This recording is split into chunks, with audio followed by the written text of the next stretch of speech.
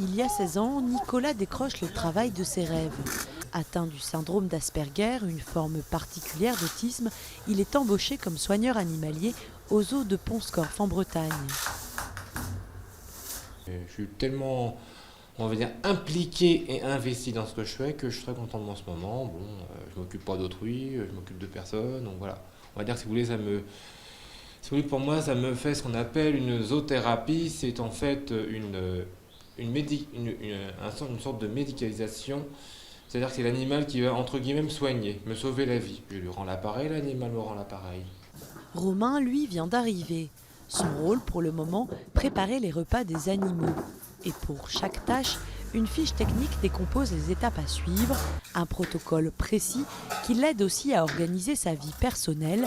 À 21 ans, il vit désormais seul. Vu que je suis loin de mes parents, ça m'a apporté bien plus d'autonomie déjà.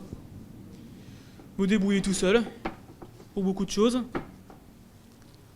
Notamment pour venir au boulot le matin. Car ça, non, c'est quelque chose que je gère tout seul, venir au boulot. Au début, l'expérience lancée en 1999 devait durer 5 ans. Mais fort de son succès, le projet se poursuit. Aujourd'hui, 12 personnes autistes travaillent dans ce zoo, encadrées par 2 monitrices. On ne guérit pas de l'autisme, hein. On vit avec, hein. On construit avec, mais on n'en guérit pas, ça, il n'y a pas de problème. Donc à nous de leur donner les clés pour pouvoir faire avec, hein. Et nous, le but ici, c'est qu'ils soient heureux, que ça se passe bien, et je pense que c'est ce qui se fait.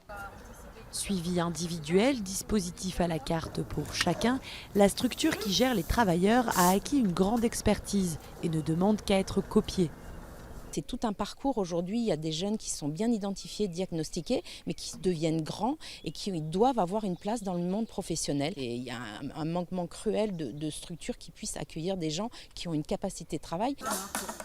Difficile de chiffrer avec précision le nombre de personnes souffrant de troubles autistiques en France, mais elles seraient entre 300 000 et 600 000 et pour une grande partie exclues du monde du travail.